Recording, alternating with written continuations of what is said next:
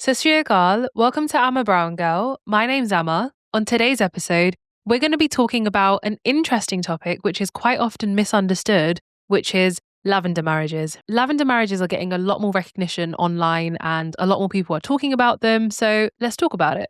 If you don't know what a lavender marriage is, it's a union between two people of the opposite sex. It's often arranged for political, social, or financial reasons, but at least one of the people in that marriage is queer. Hence the term lavender, because lavender was the color of pride back in the day in like 1920s and when pride first came out. So they called it lavender marriage. Historically, lavender marriages were used to conceal people's orientation, especially back in the day when being gay openly wasn't accepted and in fact it was quite dangerous. Based off my research, lavender marriages became a thing in the mid 20th century. There were even people in Hollywood who were in lavender marriages, but at that time it wasn't so open and people weren't telling others that, oh, we're in a lavender marriage because it was used to conceal their identity. Apparently there was an actor called Rock Hudson who married Phyllis Gates in 1955.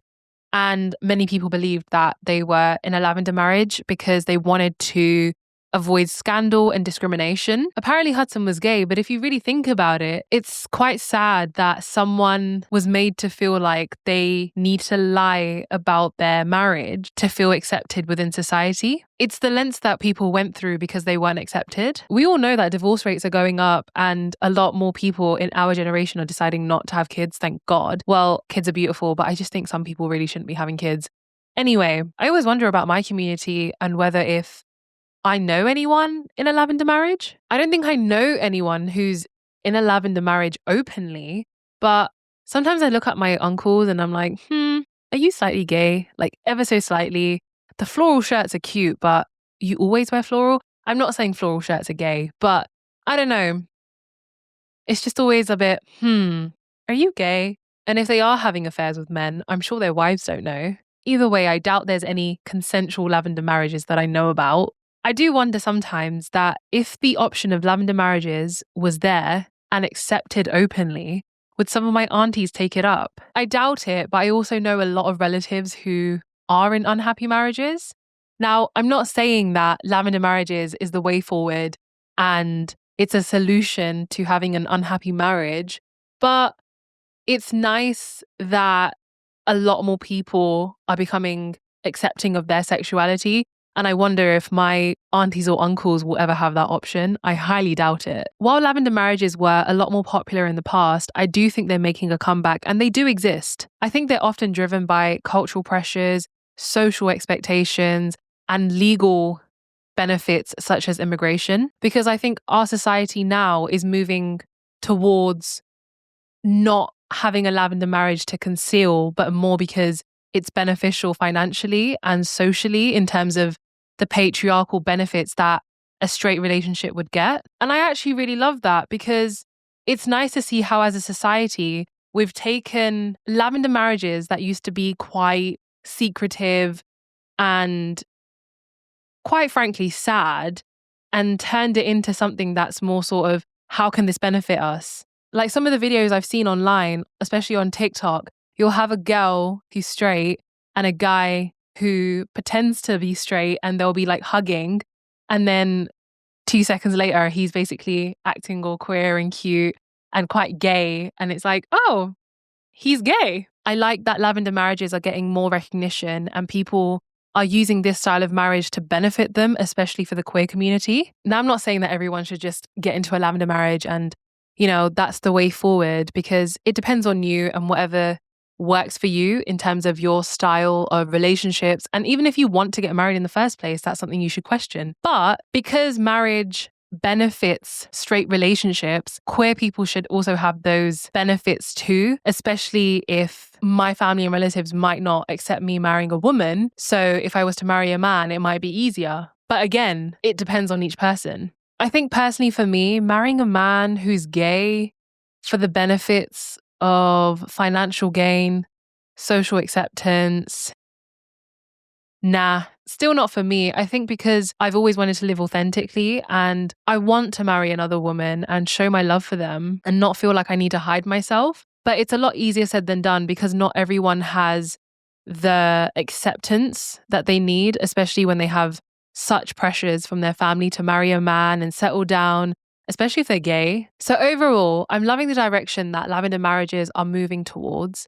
And I wonder if people in our generation, especially if they struggle with their sexuality, see it as a better option. I still think it's sad because everyone deserves to live authentically, but you never really know what someone's going through. You never know the amount of pressure they have from their family when it comes to culture, religion, expectations, lågkikenge, which means what people will say.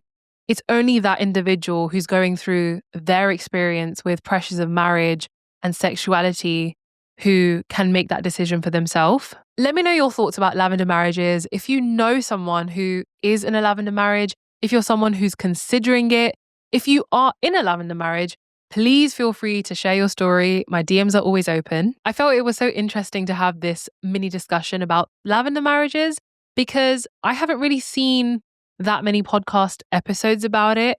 I think they are gaining popularity, and especially because it's Pride Month, I thought, do you know what? Let's talk about it. In terms of my check-in and how I'm feeling, I am taking every day as it comes. I cannot even begin to express the amount of stress I have been. And if I think about it too much, it's too much. So that's why I'm taking every day as it comes. I am trying to trust and believe that everything happens for a reason. I'm exactly where I need to be. There's so much good happening around me, but because I'm so stressed, I'm finding it really hard to appreciate the good because I don't have the capacity to think about the good. And mind you, the good things that are happening to me are things I prayed for, and I don't want to sound ungrateful because I'm not. I'm really grateful for them, but I'm having a really hard time to try and focus on them. So I'm going to Roundhouse this evening for the third session for the Podcast Academy, which I'm really excited about, but I'm just trying to remind myself to switch my brain off, allow myself to enjoy this process. There is so much good that is coming that I shouldn't stress when I'm in those sessions because I won't be able to focus on it. And I'm quite frankly going to be sabotaging my opportunity to grow as a creative, and I don't want that. My mum came over the other day and spent some quality time with me because I was super stressed, and she's like, right, I'm coming over. And she bought 2-3 crates of exotic fruits, which, mind you, I wouldn't buy them myself because they're so expensive, but that's just mum's for you. She really went all out and got me some of my favorite exotic fruits, which I was so grateful for. In terms of my mental health specifically, despite me being quite stressed, I'm doing a lot more manifestation. I'm doing a lot more frequencies. So I listen to frequencies before I go to bed. And sometimes I'll do like a meditation when I wake up. I have a wedding coming up in 2 weeks. And initially I was going to wear a dress that was backless, really beautiful, burgundy color, but I just wasn't comfortable in it. So I ordered another one because I don't want to be stressing that day. I have too many things on my plate. I want to look beautiful. I want to feel comfortable. And it's something I'm really looking forward to. And I can't wait to just be there and let loose and just have something to enjoy and be able to relax so I don't have to just think too much because I've really been going through it mentally. But again, I'm really good at taking care of myself, and yeah, it shall pass. I'll be fine. It's going to be okay. Apart from that, I hope you guys enjoyed my check-in and this episode. I hope you learned something. I hope you were able to relate. I hope this discussion sparked your thoughts to be like, do I know someone who's in a lavender marriage? What are your thoughts about a lavender marriage? Please feel free to share. My DMs are always open. I wish you a wonderful rest of the week. I hope you take care of yourself. Please take every day as it comes. Don't be hard on yourself. Be kind. And remember, it too shall pass. I'm trying to remind that to myself. Am I telling you or am I telling myself? Probably myself and you. Either way, take care of yourself. Until next time, I thank you so much for watching. I thank you so much for listening. Thank you. Dhanyavad. Sat Shri Akal. Bye.